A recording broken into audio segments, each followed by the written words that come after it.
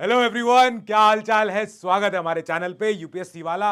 आज पढ़ेंगे हम 4 चैप्टर एक साथ। तो ये चैप्टर क्या है? कुछ कुछ स्पेशल प्रोविजन है जो हमारे संविधान ने शुरू से लिखे थे कुछ स्पेशल एरियाओं के लिए। तो स्पेशल प्रोविजन फॉर व्हाट? या तो कुछ क्लासेस है ना, कुछ तरह के लोगों के लिए, या कुछ तरह के शेड्यूल्ड एरियाज के लिए। और एरिया जब होगा शेड्यूल्ड होगा या ट्राइबल एरिया होगा, ठीक है। इसके अलावा फिर हम पढ़ेंगे लास्ट में अपना कि यूटीज के लिए।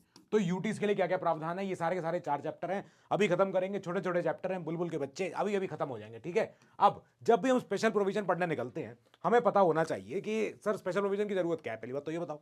तो स्पेशल प्रोविजन की जरूरत होती है क्योंकि कोई एरिया या तो पॉलिटिकली या हिस्टोरिकली किसी वजह से वो एरिया इंपॉर्टेंट रहा होगा, और वहां पे रहने वाले जो लोग हैं उन लोगों का जो रहन सहन है, जो जीवन जीने का जो शैली है, वो तरीके वो मेन लैंड यानी मॉडर्न वे ऑफ लिविंग से ज्यादा या तो अटैच नहीं है, या हैं भी तो थोड़ा पीछे रह गए हैं, समय के साथ आगे नहीं बढ़ पाए हैं, समय लगा आगे बढ़ने में। उसमें समय से याद आया, हाँ, तो 2026 के लिए 2025 के लिए you have to be prepared. समय लगता है अच्छी चीज में, every good thing takes time, और वही होता है पूरे साल तैयारी करने के बाद तब जाके बच्चे आज आ पाते हैं और अपने इंटरव्यू वगैरह सब दे रहे हैं, ठीक है। सो ये वो बैचेस है, संकल्प हमारा 2026 के लिए, प्रहार 2025 के लिए, which is in English and Hindi both.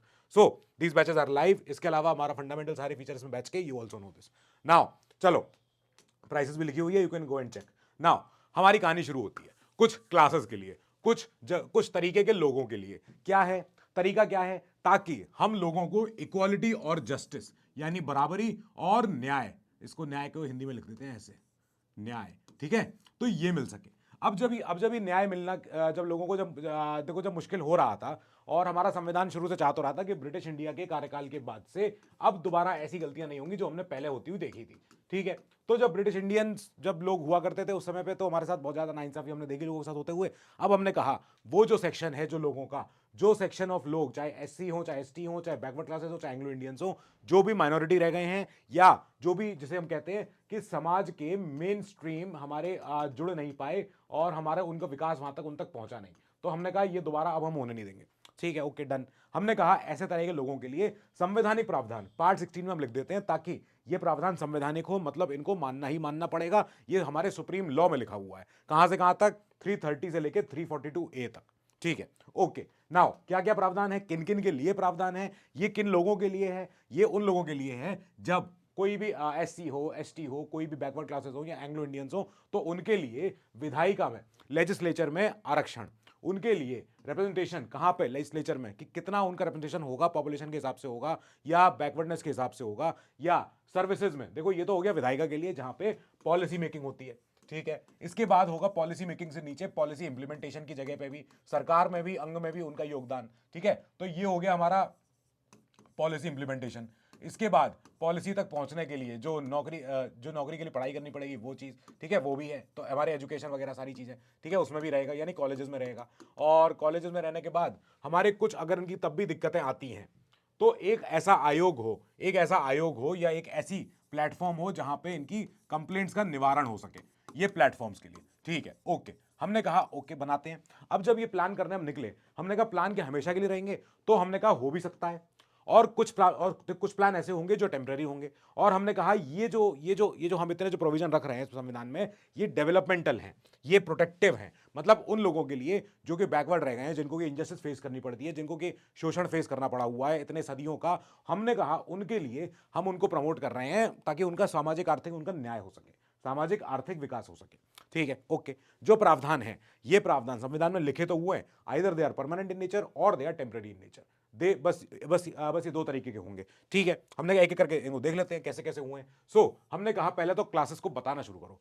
First step of solving a problem is identifying the problem, ठीक है। तो हमने कहा लाओ पहले स्पेसिफाई करते हैं कौन है, किसको हम माने कि ये जो है कि ये भैया एससी हैं, ये एसटी हैं, जो भी हैं, ठीक है। तो हमने कहा ये पावर किसको दें? देश में अगर सब स्टेट्स को दे दें, सीएम को दे दें, गवर्नर को दे दें, प्रॉब्लम हो जाएगी। हमने कहा नहीं नहीं नहीं, ये जाएगी हाईएस्ट चेयर के पास। जब वहां से कोई फैसला आ जाए कि हाँ साहब इस स्टेट में या इस जगह पे फलाने व्यक्ति जो इस कम्युनिटी के रहने वाले हैं, वो इस ट्राइब के हैं, वो या इस कम्युनिटी के हैं, तो जब सबसे ऊपर की चेयर से जब ऑर्डर आएगा कि स्पेसिफाई करते हैं हम क्या, कि कौन सी कास्ट, कौन सी ट्राइब किस स्टेट और किस यूटी में वो उनको हम कैसे ट्रीट करोगे, एससी एससी के तौर पे या एसटी के तौर पे। दैट मीन्स जब राष्ट्रपति जब साइन कर रहे होंगे तो राष्ट्रपति साइन कर रहे होंगे अपनी मर्जी से नहीं, उनसे साइन कौन करवा रहा होगा, उनसे साइन करवा रहा होगा COM।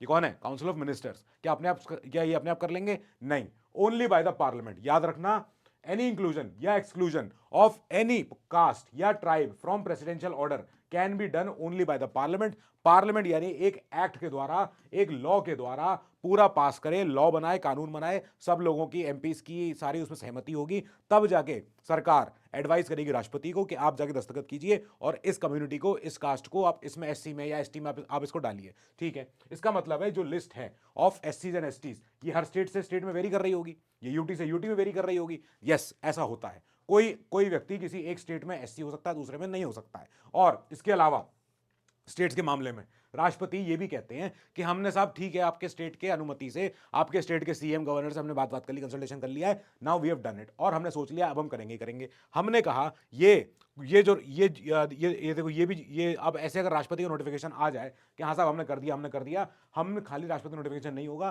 पार्लियामेंट अप्रूव करेगी, पार्लियामेंट अप्रूव करके सीओएम साहब यानी कि हमारे सरकार, हमारी पूरी प्राइम मिनिस्टर सब लोग मिला के तब राष्ट्रपति को सूचित करेंगे, राष्ट्रपति तब उस पर दस्तखत करेंगे। अच्छा, इसका मतलब है सेवरल ऑर्डर्स हमने ऐसे आते हुए देखे हैं, राष्ट्रपतियों ने कई बार समय समय पे ऐसे ऐसे ऑर्डर निकाले हैं, किसको एससी किसको एसटी बोलना है, कौन से स्टेट में, कौन से यूटीज में कौन कौन लोग हैं। ठीक है, अब ये जब हुआ, प्रोसेस शुरू हुई, हमने कहा ये बेनिफिट हो रहा होगा, इससे इंपॉर्टेंट है, लेकिन ये बेनिफिट जो है क्या सब तक, क्या देखो सब तक पहुंच रहा है, सब लोग खुश हो रहे हैं इससे।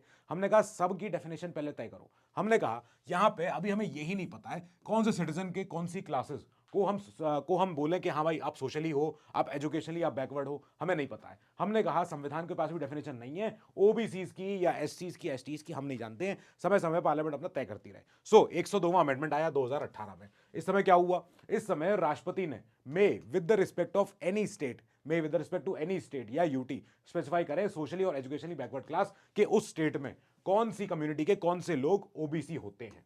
अच्छा ठीक है, अगर ओबीसी है तो फायदा मिलेगा क्या, यस मिल सकता है, अगर नॉन क्रीमी लेयर है तो, नहीं सॉरी, हाँ मतलब अगर ये देखो नॉन क्रीमी लेयर है तो। नाउ जब ऐसे नोटिफाई कर रहे होंगे तो इस अमेंडमेंट के द्वारा which shall for the purpose of constitution be deemed to be socially and educationally backward class in relation to that state only, और या फिर अपना यूटी, जो भी, मतलब उस स्टेट और यूटी के लिए जब राष्ट्रपति जी ने बोल दिया कि हाँ एक कम्युनिटी के लोग हैं जो ओबीसी हैं, तो वो उसी स्टेट के लिए माने जाएंगे। नाउ इसके बाद 105वां अमेंडमेंट आया, यहां पे राष्ट्रपति ने बोला may with respect to any state और UT specify the social educational backward classes in the central list. तो सेंट्रल लिस्ट में जब आपका नाम किसी ऐसी जब इसमें आ जाता है किसी में, दैट मीन्स तब आप रिजर्वेशन का फायदा उठा सकते हो फॉर एनी सेंट्रल एग्जाम। ठीक है, ओके। अब इससे फायदा क्या होगा, इससे फायदा ये होगा कि जो भी लोग सेंट्रल लिस्ट में आ जाते हैं, देश के सेंटर की लिस्ट में कि हाँ साहब ये ओबीसी हैं, ये सब ये हैं, ये वो हैं, सो फायदा मिलता है for the purpose of the central government. तो यहाँ पे वर्ड संविधान था 102 अमेंडमेंट में, और 105वें अमेंडमेंट में संविधान वर्ड हटा के हमने कहा इसको लिख दो सेंट्रल सरकार। यहां पहले for the purpose of constitution, for the purpose of central government. So इससे कुछ ज्यादा फर्क नहीं पड़ा है, इससे लैंग्वेज का फर्क पड़ा है। नाउ 105वां अमेंडमेंट बोला कि ये जो सेंट्रल लिस्ट जो हमने बोली है, जो हमने सेंट्रल गवर्नमेंट जो वर्ड बोला है, means the list of socially SEBC, socially educationally backward classes, ये जो प्रिपेयर होती है और मेंटेन होती है by and for the central government. फायदा क्या होगा इससे हम एम्पावर करते हैं एक स्टेट को या यूटी को कि आप अपने अंदर आप प्रिपरेशन करते रहो कि आपके कौन से लोग, कौन सी कम्युनिटी के कितनी पॉपुलेशन के लोग हैं जो एसईबीसीज में आते हैं फॉर आपके अपने पर्पस के लिए। आपको अपने स्टेट के अंदर कोई एग्जाम लेना है, कोई एजुकेशन में सीट्स में रिजर्वेशन देना है, कोई नौकरी में रिजर्वेशन देना है, जो भी करना होगा that you can do. Now इसके बाद एंट्रीज इन स्टेट लिस्ट या UT may be different from the central list. होती है, जिस स्टेट में आप हैं उस स्टेट में हो सकता है आप सेंट्रल लिस्ट के हिस्सा नहीं हो लेकिन आप स्टेट लिस्ट का हिस्सा हो। Now this can be done by a state या UT only by the law. आपको विधानसभा से यानी स्टेट लेजिस्लेटिव असेंबली से ये एक बिल पास कराना पड़ेगा, वो बिल रिजर्व होगा, वो बिल बाद में चेक होगा, गवर्नर साहब उस पर करेंगे दस्तखत, तब हो पाएगा। Now for example SC ST की तरफ चलते हैं पहले, तो इनके लिए क्या क्या प्रावधान हमने देखे हैं। तो एससीज और एसटीज इन लेजिस्लेचर, जब विधायिका में, जब पॉलिसी मेकिंग में इनको आना होता है, तब सीट्स रिजर्व होती हैं, जैसे हमारा आर्टिकल 330 कहता है। अब आर्टिकल 330 कब से कब तक चेंज होता आया, सन 47 से लेके सन 2020 तक चेंज हुआ है। और इसमें हमने क्या क्या होता हुआ देखा है, इसमें पॉपुलेशन रेशियो के हिसाब से लास्ट 10 ईयर्स, अगले आने वाले 10 साल के लिए हम बढ़ाते गए हैं। तो 2020 में अमेंडमेंट आया था, 104वां अमेंडमेंट 2019 का, और इसने बोला था कि अभी जो फिलहाल जो रिजर्वेशन रहेगा वो 2030 तक रहेगा। ठीक है, जैसे फॉर एग्जांपल हो सकता है आपको यहाँ नहीं दिख रहा हो शायद लाइट में इसमें, लेकिन आप नोट्स में देख लेना। तो अब जैसे राजस्थान का मैप है ये, तो राजस्थान में लोकसभा की सीट कितनी है 25, ठीक है। इसमें यहाँ विधानसभा की सीट कितनी है 200। अब ऐसे केस में जो आप यहाँ देख रहे हो पिंक वाला नंबर, ये नीचे वाला पिंक है, ऊपर वाला येलो है, मैं लिख दे रहा हूँ ताकि आप कंफ्यूज ना हो जाओ, ठीक है। ये पिंक है, ये येलो है, तो जो येलो सीट है, ये येलो सीट, ये जो है लोकसभा की सीट, ये है 4 सीटें हैं, और ये 4 सीटें एससी की हैं, एससी, ठीक है। अब जो पिंक सीटें हैं 1 2 3, ये क्या है, ये एसटी की सीटें हैं, राइट। चलो ऐसे ही हम चले विधानसभा की तरफ। जब विधानसभा में क्या हाल हो रहा है, तो विधानसभा में हाल ये हो रहा है कि यहां पे एससी की 34 सीटें हैं, एससी की, और एसटी की हमारी 25 सीटें हैं, ठीक है। ऐसे हो रहा है। तो 200 विधानसभा की सीट्स हैं यहाँ पे, 200 में से 25 प्लस ये अपने जो अपने 25 प्लस 34, चलो ठीक है। तो ये प्रावधान है, ताकि इससे हमने क्या किया, इससे हमने इंश्योर ये किया कि जो क्लासेस ऑफ कम्युनिटी जो हमारे पीछे रह गए समाज का, और हमारे बैकवर्ड जो उसमें आते दायरे में आते थे, हमने कहा अब इनको चेंज करते हैं सिस्टम को, ताकि ये सिस्टम आगे चल के बेनिफिशियल हो फॉर दीज पीपल। ओके ठीक है। हमने कहा जब एससी और एसटीज सर्विसेज में जब क्लेम करें, तो सर्विसेज में आरक्षण के लिए कैसे हम बात करेंगे, तो हमने आर्टिकल 335 का उपयोग होता हुआ देखा। हमने कहा एससी और एसटीज क्लेम देयर का claim in appointment to public services is mandatory, होना ही होना होगा। जैसे हमारा आर्टिकल 16 कहता है, आर्टिकल 16 क्या कहता है, equality of opportunity in matters of public employment. अब अगर इक्वालिटी की बात कर रहे हो आप, तो आप कहोगे सर इक्वालिटी की बात हो रही है, रिजर्वेशन की बात क्यों कर रहे हो फिर हमसे। तो इसका मतलब है, पहले आर्टिकल 16 का क्लॉज 4 देखो, जो 16 क्लॉज 4 होता है वही रिजर्वेशन का बेसिस बनता है। ऐसे ये क्या लिखा है इसमें, नथिंग इन दिस आर्टिकल, क्या in this article, equality, equality of opportunity, nothing in this article shall prevent the state को कोई रोकेगा नहीं ऐसा कानून बनाने से, ऐसे प्रावधान बनाने से, for the reservation of appointment या post in favour of any backward class of citizen. अगर कोई पिछड़ा वर्ग से कोई व्यक्ति है, तो उसको रिजर्वेशन अगर देना होगा, तो स्टेट को ऐसा कानून बनाने से आर्टिकल 16 खुद रोकेगा नहीं। यानी कि अगर in the matters of state और in the opinion of state ये चीज दिख रही है कि हाँ कोई कम्युनिटी के व्यक्ति बिल्कुल एडिक्वेटली रिप्रेजेंट हो ही नहीं पा रहे हैं स्टेट के एडमिनिस्ट्रेटिव मशीनरी में, देन इंपॉर्टेंट है कि उन लोगों को लेके आया जाए। इसके माध्यम से क्या करें हम, ताकि हम इंक्लूसिव डेवलपमेंट हर जगह तक पहुंच पाए। नाउ 82वां अमेंडमेंट आया, ये अमेंडमेंट सन 2000 का था। इसने बोला प्रोविजन फेवरिंग क्या, एससीज and STs including relaxation in numbers, in qualifying marks, in standards, मतलब एज लिमिट वगैरह सारी की सारी बात, in public services of the central and state list. तो ठीक है भैया, जो सेंटर और स्टेट में जहां पे भी जो लोग काम कर रहे हैं, उनको किस आप रैंकिंग में लेके आ रहे हो, किस आप नंबर्स में लेके आ रहे हो, जो भी है वो आप इसको देखो, आप इसको थोड़ा सा रिलैक्सेशन दे सकते हो। For what, for merit, relaxation in merit, ठीक है, ओके, इन मेरिट। अब जब भी अगर और भी कोई दुरुपयोग हो रहा है, एक्सप्लॉयटेशन हो रहा है एससीज का, then how do we deal it. So हमने बात करी, हमने कहा एससीज और एसटीज के लिए एक कमीशन होना चाहिए, एक आयोग होना चाहिए, ये राष्ट्रपति का काम होगा अकॉर्डिंग टू संविधान। क्या संविधान के अकॉर्डिंग क्या है आर्टिकल 338 में, कि राष्ट्रपति should set up a national commission for the एससीज, ठीक है, okay, to investigate all matters जो रिलेट करते हैं टू द कॉन्स्टिट्यूशनल सेफगार्ड्स, जो इन प्लेस हैं, मतलब संवैधानिक सेफगार्ड हमने जो भी लगाए हैं for the safeguard of, for the protection of एससीज। तो उन सेफगार्ड्स का सबसे बेस्ट रिव्यू क्या हो सकता है, सबसे बेस्ट इनमें इंप्रूवमेंट क्या हो सकता है, और भी अगर कोई मैटर जो भी इंपॉर्टेंट हो गया है फॉर एससीज के लिए, then you have to investigate that. इसके बाद आप रिपोर्ट करें राष्ट्रपति को, सारी रिपोर्ट के साथ हमारा जो आयोग होगा, राष्ट्रपति क्या करेंगे, इस रिपोर्ट को बाद में टेबल करेंगे। अब हमने देखा नेशनल कमीशन फॉर एसटीज भी ऐसे ही बना, तो एसटीज बना 338A के तहत, ये अमेंडमेंट के द्वारा बना, ठीक है। अमेंडमेंट में एक आर्टिकल हमने ऐड किया, हमने कहा जैसे एससी होंगे ऐसे ही एसटी के लिए भी एक आयोग होगा for doing the same purpose, क्या, constitutional safeguard for the STs and to report to him राष्ट्रपति को कि क्या क्या बेस्ट हो सकता है। नाउ हमने आइडिया क्या है, प्रेसिडेंट जब ऐसी रिपोर्ट आ जाए, वो सारी की सारी रिपोर्ट आई आयोग से, ये रिपोर्ट के बाद रिपोर्ट जाएगी अपने फिर गवर्नमेंट के पास, ठीक है। गवर्नमेंट मतलब यहाँ पे देखो, यहाँ पे राष्ट्रपति जी हेड बैठे हुए हैं ऊपर, ठीक है, राष्ट्रपति जी हेड है, ओके, ठीक है।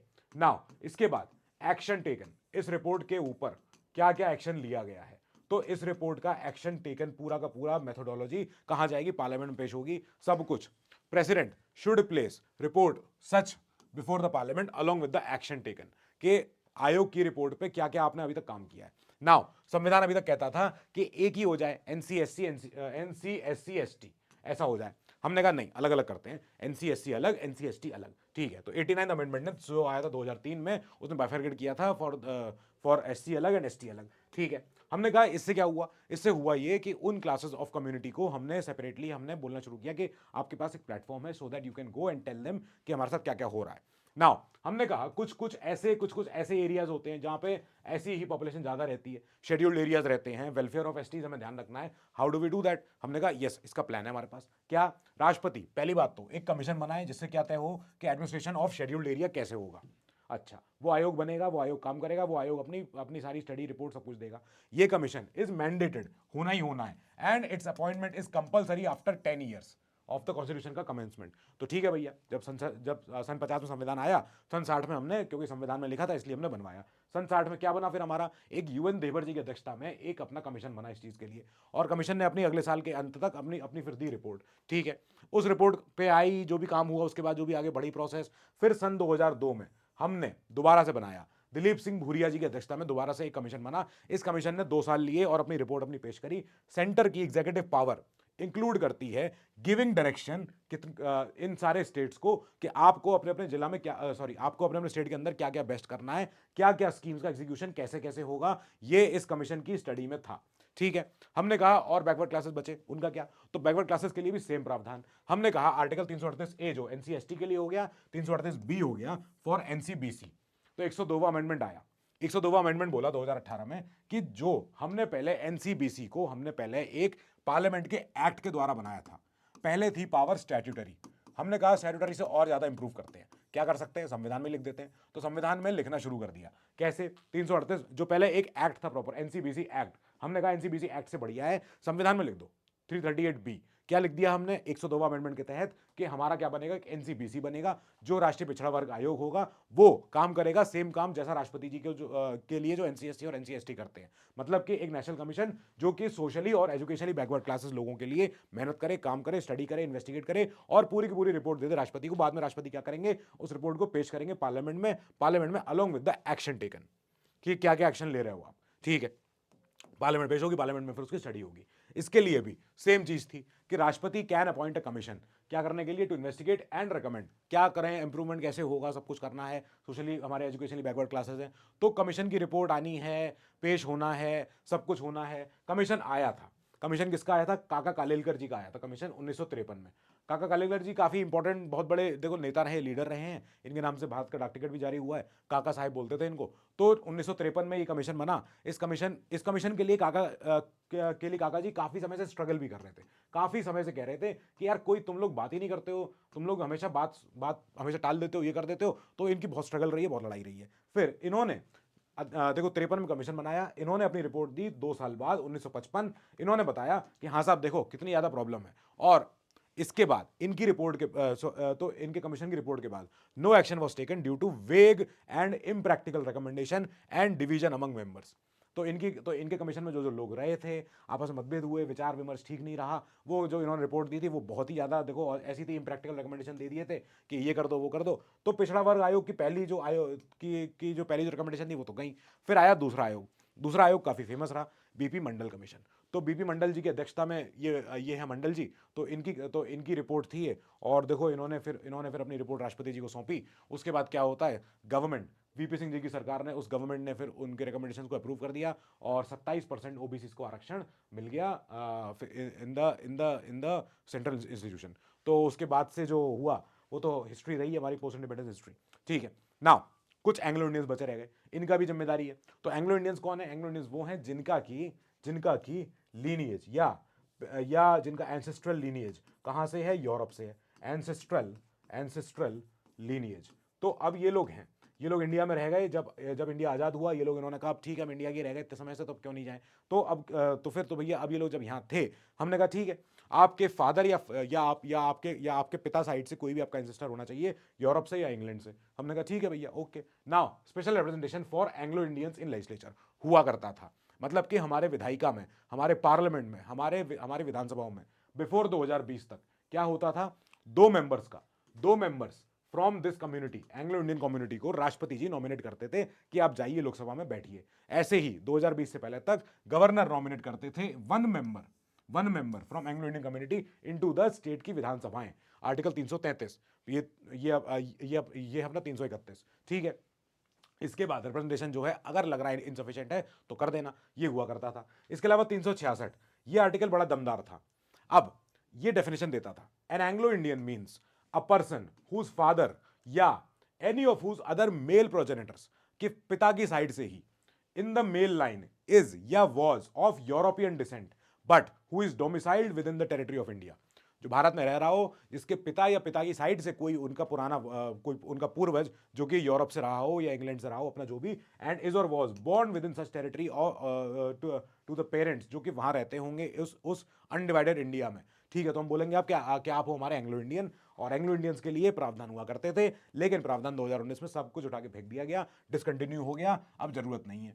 अच्छा, ये एक्सटेंशन था अप टू 2020। ये कब हुआ था? 2009 के 95वें अमेंडमेंट के द्वारा। हमने कहा था दे देंगे 2020 तक, लेकिन 2020 के बाद हमने कहा दोबारा इस अमेंडमेंट को हमने फिर आगे नहीं बढ़ने दिया। हमने कहा ये प्रोविजन जो था ये इसलिए था कि चलो अगर शुरू में देख लेते हैं, अगर एंग्लो इंडियंस की स्थिति ज़्यादा दर्दनाक हो, ज़्यादा दयनीय हो, तो फिर इनको संभाला समझा जाए। लेकिन हमने बाद में नोटिस किया कि इनकी ज़रूरत नहीं है, तो फिर सरकार ने फिर इसको आगे नहीं बढ़ाया कि एंग्लो इंडियंस को नहीं दे रहे, रिजर्वेशन नहीं मिलेगा।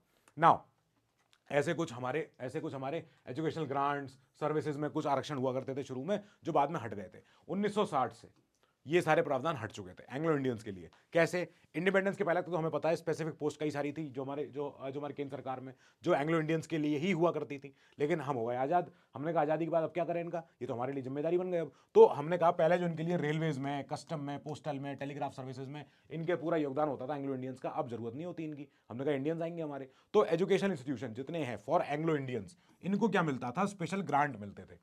जैसे जैसे आप अगर कॉलेज सोच के देखो, कॉन्वेंट होगा कॉलेज, कोई मिशनरी कॉलेज होगा, तो उनको स्पेशल ग्रांट मिला करते थे सेंटर से और स्टेट से, because of the very reason कि वो जो संस्थान है वो एंग्लो इंडियंस के लिए हैं। अब ये जो बेनिफिट्स थे, ये बेनिफिट्स अपने आप से बंद हो गए 1960 के बाद से। हमने कहा ठीक है, नहीं जरूरत नहीं है, और डिमिनिशिंग बेसिस पे हमने इनको देना शुरू किया कि धीमे धीमे करके इनसे छीनना शुरू करेंगे, और अपने समय समय से। कोई हमने ये नहीं करा कि नहीं पूरा एक साथ बाद में छीन ले, एक ही साथ करके हटा दें, नहीं। हमने कहा वो ठीक नहीं है, ठीक है। नाउ नेशनल जो हमारा एनसीएससी है और जो हमारे एंग्लो इंडियंस हैं, उनमें एक जुड़ाव है। क्या? NCSC has similar responsibility for Anglo Indians, जो अपने एससीज के लिए भी प्लस एंग्लो इंडियंस के लिए भी, क्योंकि ये भी ऐसी माइनॉरिटी हैं जिनको कि देश में तकलीफ हो सकती है। तो अब क्या करा, हमने बोला कि एंग्लो इंडियंस के लिए कोई अलग से आयोग बनाए, इतने तो है ही नहीं, ये लोग 38-40 लोग हैं, ठीक है। तो हमने कहा एक काम करते हैं, एंग्लो इंडियंस की जिम्मेदारी एनसीएससी को दे देते हैं, ये अपना संभाल लेंगे। Commission is mandated to investigate all matters जो कंसर्न करते हैं अपने सारे constitutional legal safeguard for the Anglo Indian community. फिर इसके बाद ये अपनी रिपोर्ट बना के अपने राष्ट्रपति को सौंपते रहे, समय समय पर देते रहे, अपना कोई दिक्कत नहीं है। तो ये सारे सेफगार्ड थे जिनके तहत हमने क्या किया, हमने सर्टेन क्लासेस ऑफ पीपल हमने इनको प्रोटेक्शन दिया है हमारे संविधान के द्वारा। अच्छा ठीक है, सर्टेन क्लासेस तो हो गया, लेकिन अब आएगा कुछ सर्टेन हमारे ऐसे स्टेट्स, ये इंपॉर्टेंट है। स्टेट्स में आप अगर देखोगे पाओगे हमारे यहाँ पे कुछ हरे पोर्शन है, कुछ ऐसे अपने नॉर्मल बाद में येलो पोर्शन है। तो जो हरे जो पोर्शन आपको दिख रहे हैं ना, ये हरे पोर्शन क्या है? ये हरे पोर्शन काफ़ी ऐसे एरिया हैं जिनमें कि हमारे उस तरीके के लोग रहते हैं जिनको कि उनकी अपनी आकांक्षाएं हैं, उनके अपने एस्पिरेशंस हैं, उनका अपना कल्चरल, उनका अपना इकोनॉमिक इंटरेस्ट है। उन लोगों का या तो कुछ लॉ एंड ऑर्डर सिचुएशन बिगड़ी रही होगी, या उन लोगों के अपने कुछ इंटरेस्ट हैं जो कि वहाँ के लोकल जनता रहती है, उन्हें नहीं मतलब है बाकी दुनिया भर से। वो कह रहे हैं तुम इंडिया, बाकी तुम अपने सारे लोग एक जैसे रहते हो, हमें अलग से रहने दिया करो। हमने कहा ठीक है, तो उसमें लड़ाई की बात क्या है, लड़ाई क्यों कर रहे हो? हमने कहा ठीक है, लड़ाई नहीं करते हैं, आराम से सॉल्व करते हैं। तो ये 4 पॉइंटर हैं जिनकी वजह से 1, 2, 3 और 4 हमने क्या किया, हमने कुछ एरियाज को डेजिग्नेट किया कि आप बड़े इंपॉर्टेंट हो हमारे लिए, हम बिल्कुल आपकी हिफाजत करेंगे, एकदम आपका सेफगार्ड रखेंगे। तो हमने जो पीछे एरिया देखे, गुजरात, महाराष्ट्र, सारे अपने कर्नाटका, इन एरियाज में पहले चलते हैं 371 से। तो 371 क्या कहता है? अब 371 कहता है गुजरात और महाराष्ट्र का। तो यहां पे कुछ ऐसे रीजन है जैसे विदर्भ, मराठवाड़ा, फिर इसके अलावा सौराष्ट्र, कच्छ और बाकी रेस्ट ऑफ गुजरात। तो क्या है, इन रीजन्स में क्या बनाना है, हमें डेवलपमेंट बोर्ड बनाना है। ये डेवलपमेंट बोर्ड क्या करेगा, ये कुछ काम करेगा, इसके पास कुछ रिस्पॉन्सिबिलिटी होगी। ये डेवलपमेंट बोर्ड डेवलपमेंट एक्सपेंडिचर की बात करेगा कि हमारे इस एरिया में क्या क्या बेस्ट काम करना है। इस पूरे बोर्ड को बनाएगा कौन? गवर्नर साहब ऑफ महाराष्ट्र एंड गुजरात अपने अपने सेपरेट सेपरेट, ये क्या करेंगे, अपने अपने एरिया में महाराष्ट्र के लिए अपना पूरा मराठवाड़ा और विदर्भ का अपना रीजन बनाएंगे, और अपने गुजरात के गवर्नर साहब इसका बनाएंगे। ठीक है, अब राष्ट्रपति ऑथोराइज कर रहे हैं गवर्नर साहब को कि जाके आप करो ये काम, कि ठीक है भैया, making a provision that a report on the working of these boards, यानी कि राष्ट्रपति जी यानी कि एम्फेसाइज करेंगे कि गवर्नर साहब पहले तो आप डेवलपमेंट बोर्ड बनवाना, उस बोर्ड की जितनी भी रिपोर्ट बनेगी, इनकी जितनी भी रिपोर्ट होगी, इस रिपोर्ट को आप पेश करवाओगे कहां, अपने अपने गुजरात महाराष्ट्र की स्टेट की विधानसभाओं में, ये गवर्नर साहब पेश करवाएंगे, गवर्नर साहब की जिम्मेदारी है। Now equitable allocation of funds, ये राष्ट्रपति जी का कहना है, राष्ट्रपति जी ऑथराइज कर रहे हैं गवर्नर साहब को पहले ये पहले तो ये बने रिपोर्ट, इस रिपोर्ट को पेश करवाना, इसके बाद फंड होने चाहिए for the development expenditure of इन सारे एरियाज के लिए जो हमने एरिया यहां बात करी है। ठीक है, इक्विटेबल अरेंजमेंट होना चाहिए, प्रोवाइडिंग क्या, adequate funds, adequate facility for technical education, vocational training and जो भी इंप्लॉयमेंट मिले लोगों को, यहाँ पे रोजगार मिले इन द सरकार की स्टेट सर्विस। ठीक है, जाने दो इनको, ये बढ़िया चीज है, इंपॉर्टेंट है, करना भी है। नाउ 371 के बाद 371 ए आ जाता है फॉर नागालैंड। अब नागालैंड का हमें पता है यहाँ क्राइसिस हो चुकी, तो नागालैंड में हमारे पास कुछ स्पेशल प्रोविजन होता है। क्या प्रोविजन ये होता है कि पार्लियामेंट के जितने हमारे एक्ट होते हैं, मोटर व्हीकल एक्ट हो गया, सारे आधार एक्ट हो गए, जो भी एक्ट हो गए रिलेटिंग टू मैटर्स, अगर इन मैटर का कोई एक्ट है तो क्या होगा, would not apply to Nagaland unless state की विधानसभा ने तय कर रखा हो। जब तक इन मैटर्स पे स्टेट की विधानसभा ने कुछ तय नहीं किया है, तब तक ये वाले मैटर्स पे पार्लियामेंट का कोई भी कानून नहीं चलेगा। क्या, कौन से मैटर्स पे, रिलीजियस और सोशल प्रैक्टिसेस ऑफ नागाज। ठीक है, Naga customary law and procedure, जो इनके कस्टम जो इनके चलते हैं कि भाई किसकी बेटी कैसे ब्याहेगी, किसको जाएगी, जो भी होगा। ठीक है, इसके अलावा administration of civil and criminal justice involving decision according to Naga customary law. अगर यहाँ पे आईपीसी सीआरपीसी की बात करोगे, then first consult the Naga people का अपना न्याय, आप देखो आपके देने की प्रक्रिया क्या होती है, ownership and transfer of land और उसके रिसोर्सेज, ये गेम है। तो अब जब जहां बात हो गई लैंड की, तो ये लैंड अगर कोई भी अगर एक्ट होता है पार्लियामेंट का, then it would not apply to Nagaland unless state की विधानसभा ने तय कर रखा हो। गवर्नर साहब यहां पे क्या बोलेंगे, ये हम इंश्योर होता हुआ देखेंगे, गवर्नर साहब ट्राई करेंगे कि money provided by the central सरकार, जो सेंटर से जो पैसा आता है for the development, for any specific purpose, for any specific project, उसको वो पैसे को डिमांड फॉर ग्रांट उसमें शामिल कर दिया जाए। डिमांड फॉर ग्रांट में वो पैसा शामिल हो जाना चाहिए रिलेटिंग टू दैट पर्पस, या एनी अदर डिमांड जो भी हुई होगी स्टेट की विधानसभा में।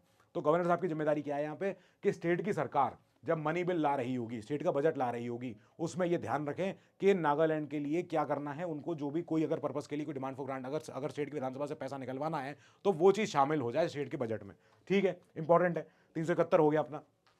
नागालैंड के गवर्नर साहब एक और चीज करते हैं, मेंटेनिंग लॉ एंड ऑर्डर, ये याद रखना, क्यों, क्योंकि हमारे एक जमाना रहा था जब हमने हॉस्टाइल नागास के साथ हमने बहुत समझौता होते हुए देखे थे, उसके समझौते से पहले काफी ज्यादा मारकाट भी हुई है। Now in fulfilling this responsibility, ऐसे में गवर्नर साहब क्या कर सकते हैं, after consulting with their COM, वो क्या करेंगे, अपना जुडिशियल, अपना इंडिविजुअल जजमेंट यूज करेंगे। यहाँ पे इनका तो यहाँ पे इनका डिसीजन फाइनल हो जाएगा। अगर ये रिस्पॉन्सिबिलिटी इनसे लेनी है, ये रिस्पॉन्सिबिलिटी तब ली जा सकती है जब सेंटर से ऑर्डर आ जाए, यानी कि सेंटर हैज डिसाइडेड कि गवर्नर साहब इसमें इन्वॉल्व नहीं होंगे, या गवर्नर साहब अपने मन से अपना जजमेंट मत यूज करना, वी विल टेल, हम बताएंगे क्या करना है। तो गवर्नर साहब फिर नहीं बोलेंगे, चुपचाप रहेंगे। ठीक है, हमने कहा ये तो इनके लिए हो गया। नाउ लेट्स कम टू बचा हुआ पीछे का पोर्शन, ये भी है, ये भी यहाँ बहुत उपद्रव हो रहा है या हुआ भी है। सो 371 बी आसाम के लिए, 371 सी मणिपुर के लिए। इन दोनों आर्टिकल्स में इन दोनों स्टेट्स के लिए राष्ट्रपति जी को क्या पावर मिली है, आपके पास पावर है कि आप प्रोवाइड करो for the creation of committee of legislative assembly. विधानसभा में से कुछ एमएलए ऐसे होने चाहिए, कैसे, वो एमएलए जो यहां से आएंगे, जो कि एक कमेटी बनाएंगे विधानसभा की, और ये कमेटी क्या करेगी, कुछ काम करेगी। पहले कमेटी के मेंबर देख लेते हैं। मेंबर होंगे या तो हिली एरिया से होंगे, हिली एरिया से, कहां से, हिली एरियाज ऑफ क्या, ये स्टेट्स। इसके बाद ट्राइबल एरियाज ऑफ 6 शेड्यूल, अभी ये तो पूरा आएगा आगे। ठीक है, such other members as he और शी मे स्पेसिफाई, राष्ट्रपति जी को लगे कि हाँ ये भी जरूरी है मेंबर इसमें होना, तो वो अपना डलवा सकते हैं। जो मेंबर ट्राइबल एरिया से आ रहे होंगे, जो कि 6 शेड्यूल में लिखे हुए हैं, तो वो तो होने चाहिए। साथ में कोई और मेंबर ऐसे भी जो कि जरूरी है, लग रहा है कि हाँ ये इंपॉर्टेंट जगह है, इंपॉर्टेंट वॉलेटाइल एरिया से कोई आया, तो फिर इनकी बात सुनो। नाउ आंध्र और तेलंगाना, जब 2014 में हमारे आंध्र और तेलंगाना का हुआ विभाजन, जब कुछ हुआ, तो इसके बाद तेलंगाना के लिए भी अब क्या बोला क्या गया है, 371 डी और 371 ई।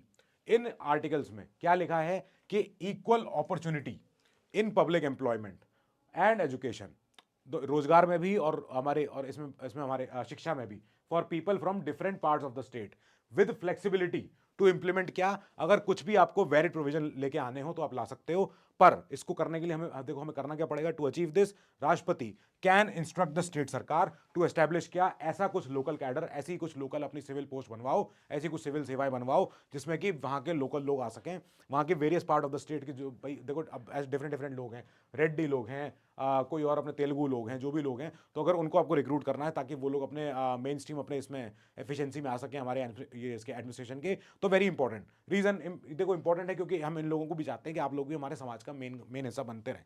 ठीक है, नाउ 371 डी हो गया। नाउ हमारे पास राष्ट्रपति जी के पास पावर क्या होती है कि एक यहां बनवाओ, क्योंकि अब जब आप सिविल पोस्ट बनवा रहे हो और यहां मैटर क्या फंसेगा, यहां मैटर ये फंसेगा किसका प्रमोशन, किसका ट्रांसफर, किसका किसका सस्पेंशन, किसका जो भी प्रमोशन नहीं करना है, डिमोशन करना है, जो भी करना है। तो फिर एक जब इन सिविल सेवाओं में जब कोई लड़ाई झगड़ा होगा कि यहाँ पे एसडीएम आए, कि यहाँ पे लोकल कि भाई यहाँ पे लोकल कैडर वाला कोई व्यक्ति आए, तो ऐसे केस में होगा झगड़ा। उस झगड़े को सॉल्व करने के लिए you should have administrative tribunal in these states, क्या, आंध्र और तेलंगाना, आंध्र प्रदेश और तेलंगाना, टू हैंडल ऐसे डिस्प्यूट्स जो हुए होंगे रिगार्डिंग द कुछ भी अपॉइंटमेंट, अपना कुछ अलॉटमेंट, अपना प्रमोशन, अपने इन सिविल सेवाओं पे। ठीक है, ये ट्राइब्यूनल अपने आप से काम करेगा, इसको कोई छेड़ेगा नहीं, इसको सुप्रीम कोर्ट के अलावा कोई और इसके ऊपर अपना जुरिस्डिक्शन नहीं दिखाएगा। इसके बाद आंध्रा का, तेलंगाना का हाई कोर्ट हो, चाहे हैदराबाद का अपना हो, ये लोग इन्वॉल्व नहीं होंगे और इनका जुरिस्डिक्शन, इसका भैया ट्राइब्यूनल का अपने अपने देखो स्टेटों में होगा, पूरा पूरा काम करेगा। नाउ राष्ट्रपति के पास एक पावर होती है कि आपने आपने भैया जो बनवाया ट्राइब्यूनल,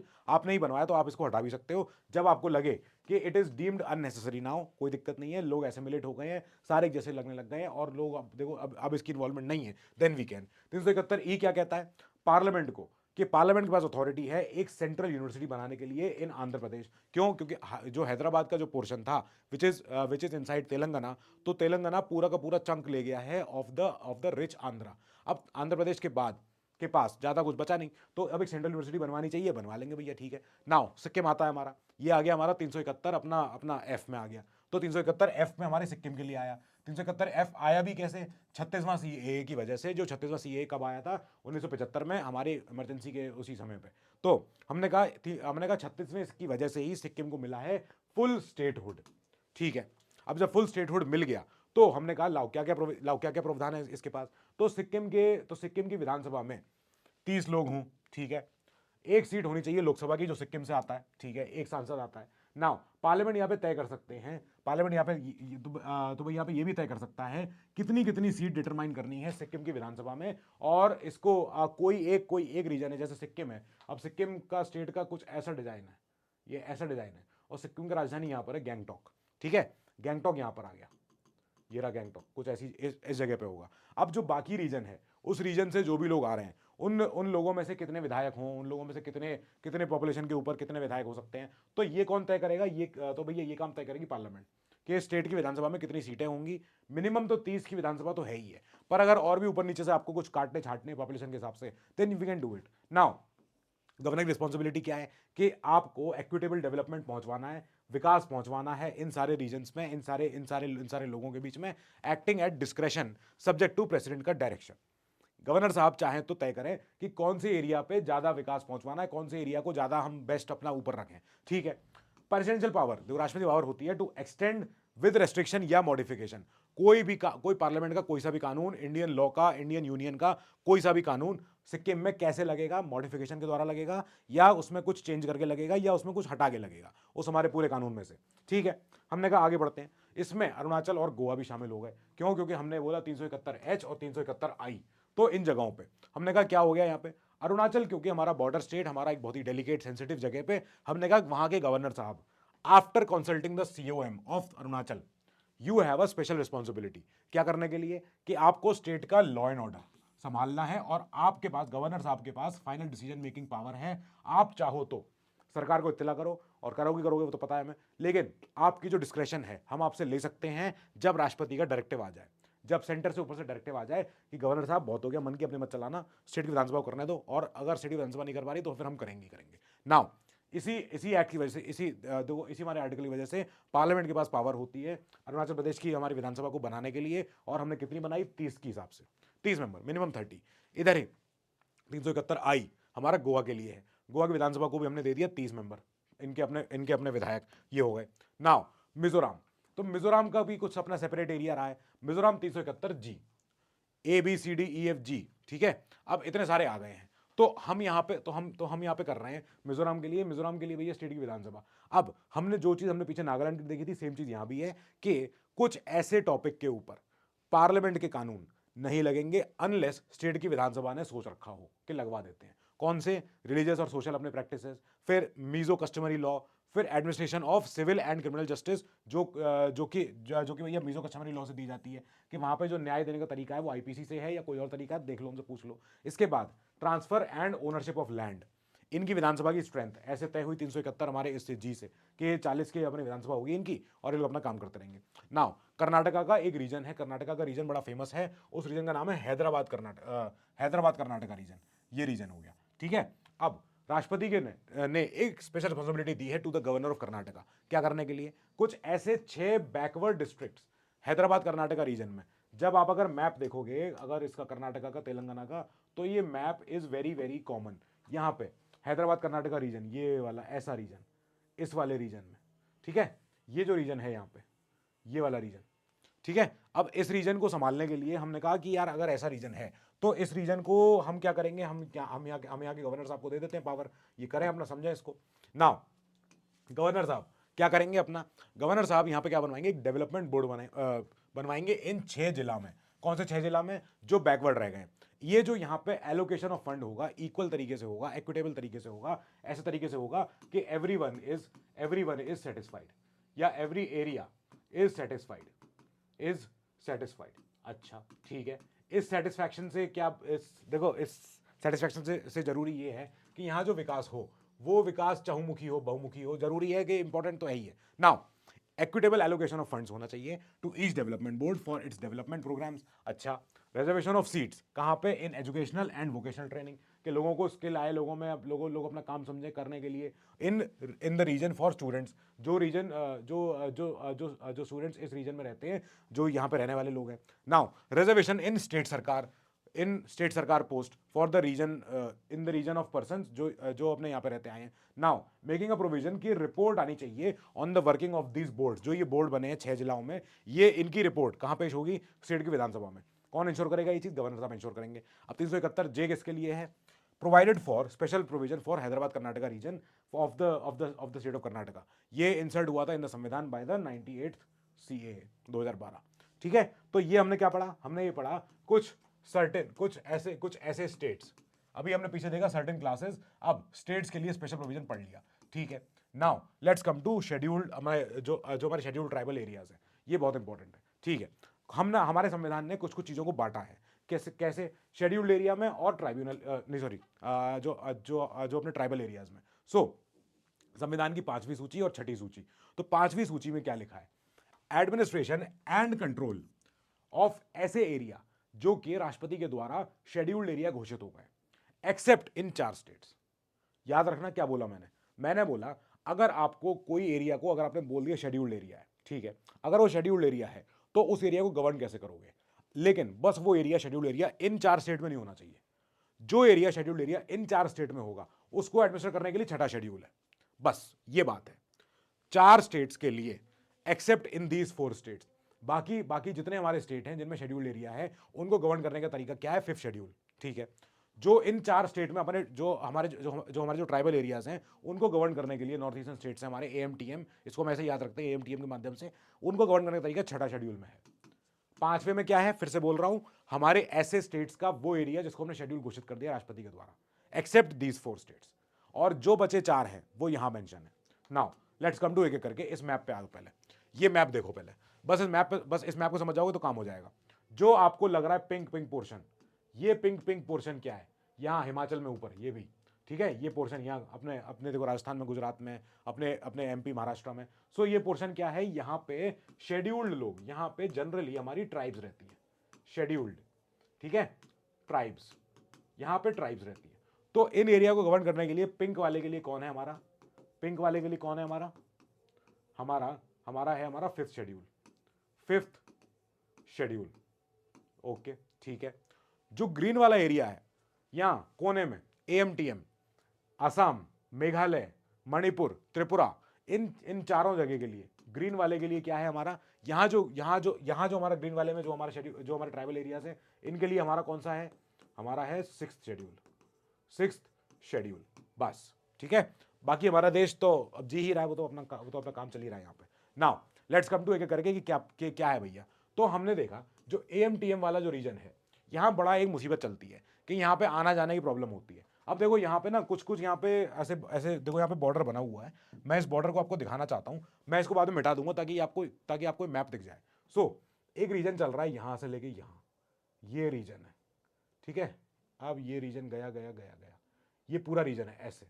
इसके बाद एक रीजन ऐसा है, ऐसा रीजन है, ये आसाम के रीजन है, ये 2 आसाम के रीजन है, ठीक है। ऐसे पूरा मेघालय तो ऑलमोस्ट पूरा है ही है, ये तो कहीं नहीं गया। तो हमने कहा ठीक है, मेघालय तो पूरा कवर कर ही दिया हमने। फिर अपना त्रिपुरा, इस त्रिपुरा के अंदर ऐसा ऐसा रीजन है, ये जो त्रिपुरा के अंदर नॉर्मल ये वाला जो रीजन है इधर का, इसमें लगता है क्या, इनर लाइन परमिट। नाउ अब इसको मैं मिटा रहा हूं ताकि आप इस बॉर्डर को बाद में अपने आप से देखना। नाउ क्या हुआ, हमने कहा यहां पे लगता है ILP, इनर लाइन परमिट। अब इनर लाइन परमिट क्या है कि यहां पे जाने के लिए, यहां पे रहने के लिए, यहां पे आने के लिए you need a permit, you need a licence. जो कौन देती है, जो स्टेट की सरकार देती है। ये कब से आया है, ये 1873 का आया हुआ है, जब ब्रिटेन सरकार ने बोला था कि यार यहाँ के जो लोग हैं इनका अपना टिपिकल रहने का तरीका है, हम यहाँ के जो ट्राइबल्स हैं हम इनको सेफगार्ड रखते हैं, हम इनको बचाते हैं। हमने उस समय देखा था कि देखो बंगाल पूरे प्रोविंस में इनको सबको लगता था कि ईस्टर्न बंगाल का हिस्सा है पूरा आसाम, और आसाम में ही सारे आते हैं ये ट्राइबल एरिया। अब अगर ट्राइबल एरिया कुछ भी है वहाँ पे जाने के लिए कुछ अपना टिकट विकेट लगा दो, ठीक है। तो ILP का जो प्रावधान था ये कब से आया, ब्रिटेन सरकार की तरफ से आया था, और इनका एक अपना रूल्स आए थे जो क्या थे, बंगाल ईस्टर्न फ्रंटियर रेगुलेशन।